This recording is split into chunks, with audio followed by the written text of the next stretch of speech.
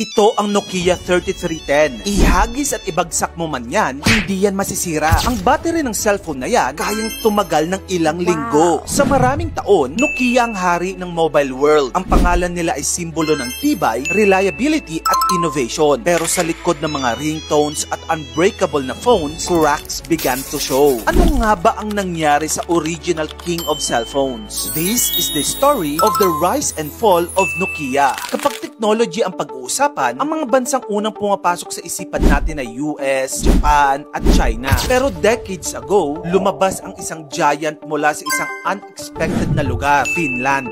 Based ang Nokia sa Espoo malapit sa Helsinki. Pero alam mo bang hindi nagsimula ang Nokia bilang tech company? Noong 1865, pulp mill sila o yung nagpo-produce ng mga papel. Nang kumalat ang digmaan sa Europa, nag-adapt sila at gumawa ng respirators para sa military at medical use. After a few decades, nagsimula ang Nokia na gumawa ng mga cable at electronics. Yan ang nagbukas ng pinto sa future nila. Pagpasok ng 1990s, biglang sumikat ang mga cellphones. From niche item, naging status symbol ito. Nokia dropped everything and went all in on communications. At kahit nga Motorola ang unang hari ng cellphones, nag-all out na rin sa paggawa nito. Noong 1998, nilampaso sila ng Nokia. Over 100 million phones ang naproduce nila. At ang sekreto, kabataan. Ito ang panahon na naging must-have ang cellphone para sa mga bagets. Kapag may cellphone ka sa school, cool kid ka. Pero may isang phone na nagbago ng laro sa mobile world. The legendary Nokia 3310, year 2000. Perfect timing. Eksaktong panahon bago maging mainstream ang cellphone. Ang Nokia 3310 ay matibay,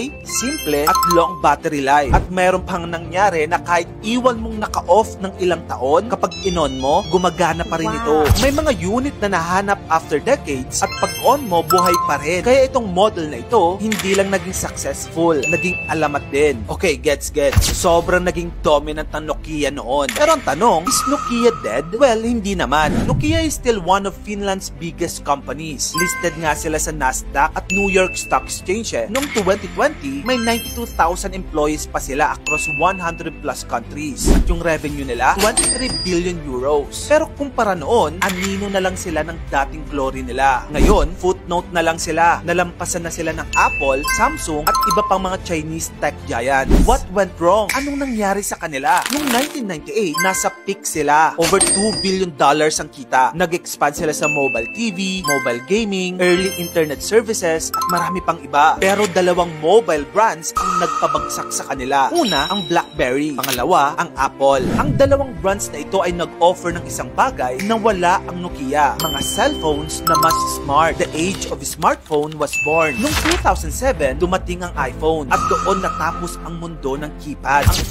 iPhone ay hindi lang phone. Computer yan sa bulsa. May email, browser, music, apps, lahat touchscreen. The smartphone exploded. Well, trinay naman ng Nokia na mag-catch up. Naglabas sila ng Nokia 5800 pero hindi ito sumikat. Kasi nga, sa mata ng market, kapag sinabing Nokia, reliable pero luma. Kapag sinabi mo namang Apple, cool at future forward. Hindi rin sila nag-adapt sa Android at nahuli sila sa panahon. Sinubukan nilang ituloy ang Symbian OS pero kulang sa developer support at ecosystem. Nalampasan ang Nokia ng Apple, Samsung at halos ng lahat. Eventually, napilitan silang ibenta ang phone division kay Microsoft pero hindi rin nagtagumpay ang Windows Phone kasi nga kulang sa apps, kulang sa developers at hindi kaya makipagsabayan sa bilis ng smartphone race. Nalubog pa lalo ang Nokia brand at isa pa, hindi brand ang binibenta ng Nokia. Produkto lang. Samantalang Apple, lifestyle brand, fashion, identity, community. Too late na nang nag-attempt sila sa market ng smartphone. As of now, buhay pa rin ang Nokia. Pero behind the scenes, powerhouse na lang. Hindi na sila king of phones. Pero ironically, yung mga old school Nokia phones, mas buhay pa kaysa sa company na gumawa sa kanila. Sinong mag-aakala na itong probinsyanang ito ay kayang makipagsabayan kina Heart Evangelista, Jinky Pacquiao at Alice Eduardo pagdating sa pabonggahan ng koleksyon niya ng diamond jewelries. In fact, siya ang nagmamay-ari ng rare replica ng Heart of the Ocean necklace katulad ng kwintas ni Rose sa pelikulang Titanic, isang 100 carat na natural tanzanite na napapaikutan ng natural diamonds. Wow. Grabe, di ba? Pero mas nakakagulat ang totoong kwento kung papaano nagsimula ang kanyang koleksyon. This is the story of a simple probinsyana na may pangarap hindi lang para sa sarili, kundi para sa buong pamilya. Ito ang kwento ni Charo Cordial, the woman behind Maddox Jewelry. Si Charo ay lumaki sa Bukirin sa probinsya, kasama ang kanyang masisipag na mga magsasakang magulang. Kagaya ng maraming batang Pilipino, hirap ang buhay sa bukid. Ang baon niya sa eskwela noon, kamote, saging na saba, at isang linggong baon na 2 piso lang. Pero kahit bata pa siya, marunong na siyang dumiskarte. Bibili siya ng maliliit na pack ng chocolates, tapos ibebenta niya sa classroom. May papel na kahon siyang pinapasa sa mga kaklase at doon inilalagay ang bayad, parang honesty box. Sa dulo ng araw, ubos ang chocolate at doble ang pera. Doon nagsimula ang unang negosyo niya. Pagtungtong niya sa college, may pangarap si Charo. Kumuha ng kursong nursing or business. Kasi nung time na yon, yun ang in-demand. Pero sabi ng tatay niya, ang dapat niyang kunin ay agricultural engineering. Pero ang sabi ni Charo sa kanyang tatay, magsasaka na nga tayo. Magsasaka pa rin ang kukunin kong course. Pero dahil sa respeto niya, sumunod siya sa kanyang magulang. Hindi niya alam, yun ang desisyon na magbubukas ng daan sa kanyang kinabukasan. Then, the world paused. Pandemic happened.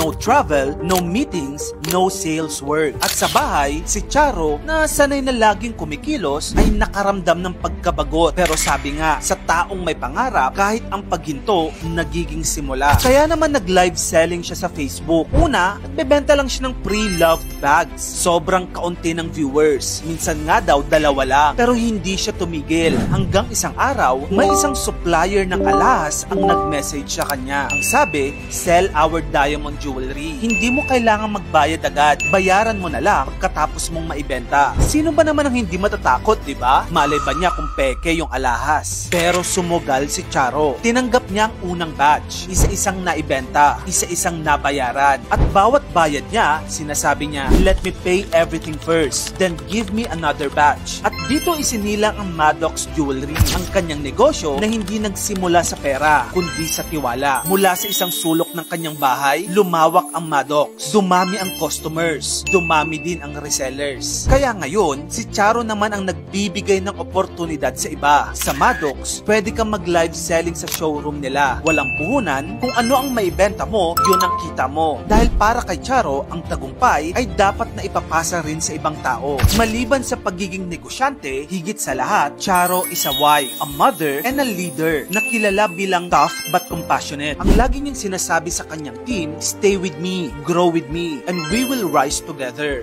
At ayun na nga mga kamagkano, ang buod ng buhay niya, mula batang nagbebenta ng tsokolate hanggang babaeng nagpatayo ng isang brand na nagbibigay ng oportunidad sa maraming Pilipino. Ngayon, ang kanyang negosyo ay hindi lang tungkol sa diamonds. Ito ay tungkol sa tiwala, integrity, at pusong Pilipino.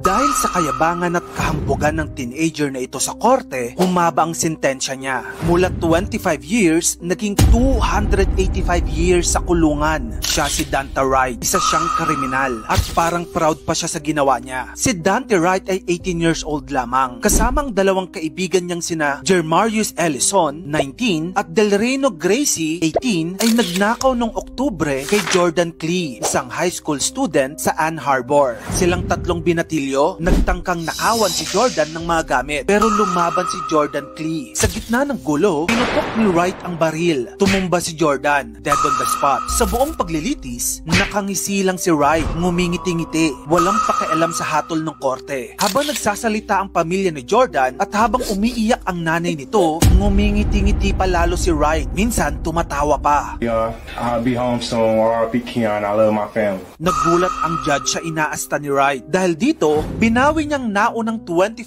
years na sentensya at pinalitan ng habang buhay na pagkakakulong. No parole. Hindi na raw siya kailanman makakabalik sa pamilya niya. But watching you sit there, smile, and laugh, and shake your head like this was no big deal. We'll go to trial, and if you're convicted of felony die there. That's what I'm tempted to do. Nagsorry si Wright sa judge sa pamamagitan ng kanyang abogado. Sabi niya, ngumingiti-ngiti lang daw siya dahil sa takot at wala siyang balak bastusin ng korte. Pero huli na ang lahat. Sa dulo, sinentensyahan si Wright ng 285 years sa kulungan dahil sa kayabangan niya. Habang buhay na siyang mabibilanggo. Sang-ayon ka ba sa hatol ng judge? Look, this is the most terrifying staircase in the world. It is located in Guangdong, China. These stairs have been carved out of the mountain and are over 300 feet high. While climbing up, there is no safety support at all. You slip by mistake, you'll fall straight down. However, many tourists still climb it to enjoy the beauty of the mountain. Surprisingly, some local people even carry heavy loads while climbing this staircase with ease, as if it's nothing to them. Would you be able to climb it? Let us know in the comments.